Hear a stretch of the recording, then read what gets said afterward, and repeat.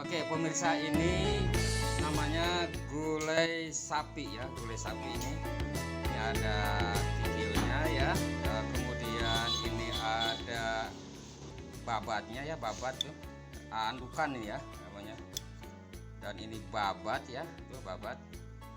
Kemudian ini tetelan ya, tetelan.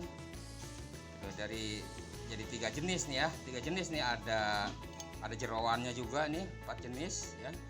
Ini jeroannya ya, ini jeroannya tuh jeroan ya, jeroan ya. Jadi ada kikil, ada babat ya, tuh ada tetelan ya, dan ada jeroan ya gitu. Kemudian ini ada sambal ya, ini khusus sambal gulai ya, sambal gulai. Kemudian kerupuk ya, kerupuk ini harganya Rp15.000 ya per porsi ya.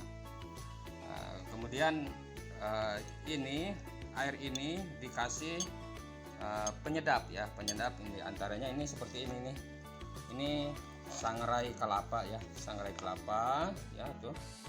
Kemudian ini ada bawang goreng ya, bawang goreng tuh ya, bawang gorengnya. Jadi penyedapnya ini ya, bawang goreng dan sangrai kelapa ya. Gitu informasi dari kedai Sunda. Terima kasih.